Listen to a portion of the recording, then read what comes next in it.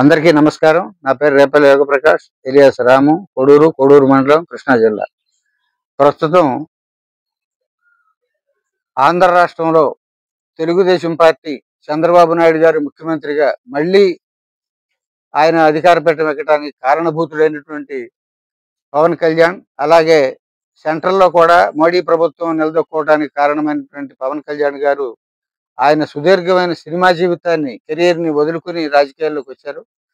ఆయన చేసినటువంటి త్యాగం చంద్రబాబు అధికారం వెలగబెట్టడానికి, ప్రజలు మళ్ళీ మళ్ళీ నష్టపోవటానికి, మోసపోవటానికే తప్ప పవన్ కళ్యాణ్ గౌరవ మర్యాదలు, ఆయన చేసిన యొక్క త్యాగం, ఆయన సినిమా కెరీర్‌ని వదులుకొని వచ్చిన ఫలితం ప్రజలకి దక్కే పరిస్థితి ఎక్కడా కూడా కనపట్లేదు.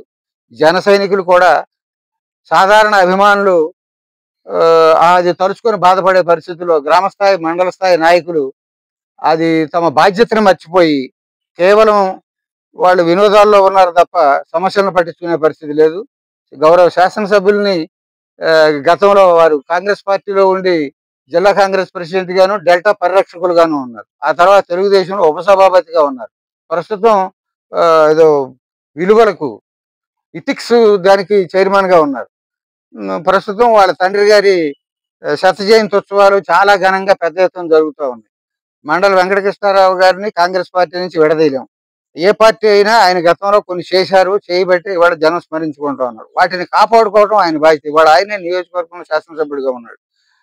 గౌరవ స్వర్గీయ మండల వెంకటకృష్ణారావు గారు క్యాంపెయిన్ ఎగ్డెక్ట్ ఎక్స్టెన్షన్ చేసి 1977లో ఏ తీర గ్రామాల సాగునీటి అవసరాలకు, కాలవ చివరి భూములకు సాగునీరు సమకూర్చారో ఆ భూములన్నీ ఇవాళ ప్రొహిబిటెడ్ ప్రాపర్టీస్ లిస్టులో, నిషేధ బాధితుల జాబితాలో చేర్చబడి ఉన్నాయి. ఇక్కడ 22A సెక్షన్ చాలా పెద్ద ఎత్తున కోడూరు, నాగలంగ మండలంలో దుర్వినియోగం జరిగింది. ఇది దాదాపు 45,000 ఎకరాల దాకా కూడా ఉండొచ్చు. ఆ విషయమే ప్రస్తావించుకోకుండా ప్రతి రైతు కోసమే మా గవర్నమెంట్ ఉందని చెప్పడం పరిహాసం, హాస్యాస్పదం మరొకటి కాదు. గౌరవ శాసనసభ్యులు ప్రజా దర్బార్ అనేది నిర్వహిస్తా ఉన్నారు. అలా కాదు, మండల స్థాయిలో ఏ ప్రభుత్వ కార్యాలయంలో పనితీరు ఎలా ఉంది, అర్జీలు సకాలంలో పరిష్కరించబడట్లేదు, సంవత్సరాల తరబడి కూడా కాలయాపన జరిగే పరిస్థితులు ఉన్నాయి. కలెక్టర్ గారి ప్రజావాణి కార్యక్రమం కూడా ప్రజావాణి జరగటం, మర్నాడు కలెక్టర్ గారు ప్రజావాణి అర్జీలన్నీ సకాలంలో పరిష్కరించమని చెప్పి ఒక లాంఛనపరమైన ప్రకటన. వీరు నిర్వహించే ప్రజా దర్బార్ కూడా అలాగే ఉంది. సమస్యలు ఆయనకి తెలుసు, ప్రజలు చెప్పుకోవాల్సినటువంటి అవసరం లేదు. రాజకీయ బాధితులకి ప్రభుత్వం ఏనాడు ఇచ్చిన భూములు, స్వాతంత్ర సమరయోధులకు ప్రభుత్వం ఇచ్చినటువంటి భూములు, అలాగే పలుమార్లు రిజిస్ట్రేషన్ అనేవి, ప్యాస్ పుస్తకాలు కూడా కలిగి ఉన్నవి, ఇవన్నీ కూడా నిషేధపాస్తులలో ఎటువంటి నోటీస్ ఇవ్వకోకుండా, విచారణ జరపకుండా చేర్చడం ఏంటి? సెక్షన్ 22A అనేది ప్రభుత్వ ఆస్తులు అన్యాక్రాంతం కాకుండా ఉండటానికి ఏర్పాటు చేసిన సెక్షన్ కానీ, చెప్పా చేయకుండా రైతుల పట్టాభూములు నిషేధపు జాబితాలో చేర్చడానికి ఉద్దేశించబడింది కాదు. కానీ ఆయన తెలిసి కూడా దీన్ని పట్టించుకోవట్లేదు. మన ఎంపీ గారు, మన ఎమ్మెల్యే గారు కూడా మంచి స్థాయి ఉన్నోళ్ళు, పట్టున్నోళ్ళు. వాళ్ళు ఈ సమస్యలు ఎందుకు పట్టించుకోవటం లేదో తెలియదు. పవన్ కళ్యాణ్ గారు 2.5 సంవత్సరాల క్రితం ప్రజావాణి, జనవాణి అని ఒక కార్యక్రమం విజయవాడలో నిర్వహించారు. మా కోడూరు మండలం నుంచే 2 జనసేన నాయకులు ఈ చుక్కల భూముల సమస్యను ఆయన దృష్టికి తీసుకెళ్లారు.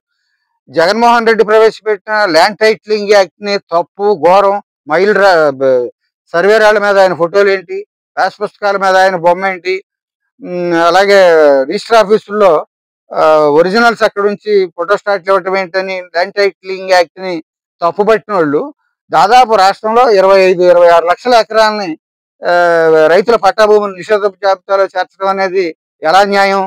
ఇది పెద్ద దారుణమైన సమస్య. రైతులకి కారు చౌకగా ప్రభుత్వ భూమిని పారిశ్రామికవేత్తలకి కట్టబెడతా ఉన్నారు. కారు చౌకగా రైతుల భూములనేమో నిషేధ వాస్తుల జాబితాలో చేర్చారు. ఇంకా బ్యాంకు లోన్ తీసుకునేటువంటి అవకాశం లేదు. ప్రభుత్వం ఇచ్చే ఎటువంటి సబ్సిడీలు, సహాయాలు పొందడానికి లేదు.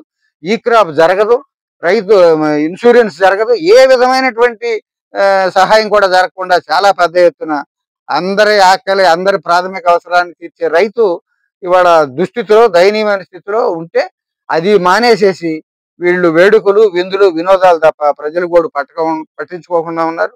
వెంటనే ప్రజలందరూ, రైతులందరి ముఖ్యంగా కోరిక ఏంటంటే చుక్కల భూములను సుమోటోగా విడుదల చేయాలి. అలాగే వ్యవస్థలను కాపాడాలి. రీసర్వే 100 ఏళ్ల తర్వాత రీసర్వే జరుగుతూ ఉందన్నారు. ఆ సర్వే కూడా ఎక్కడా కూడా ఆక్రమణలకు గురైనటువంటి ప్రభుత్వ స్థలాలను బయటికి తీయలేదు, మార్క్ కూడా పెట్టలేదు. పట్టా భూములనేమో నిషేధపు జాబితాలో పెట్టారు. ఇది పెద్ద దుర్మార్గం, పెద్ద కుట్ర. పవన్ కళ్యాణ్ గారు చంద్రబాబుకి పవన్ కళ్యాణ్ గారి అండ చూసుకుని చంద్రబాబు రెచ్చిపోతా ఉన్నాడు. వాస్తవం చెప్పాలంటే రైతులకు వ్యతిరేకంగా, పారిశ్రామికవేత్తలకి, కార్పొరేట్లకు అనుకూలంగా. ఈ పరిస్థితిని ఇంకా సహించడానికి వీల్లేదు.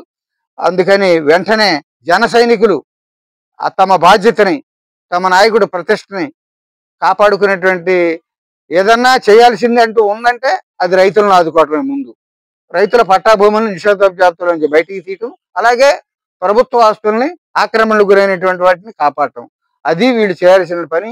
అది చేయవలసిందిగా జన సైనికుల ద్వారా పవన్ కళ్యాణ్ కోరుతా ఉన్నాం.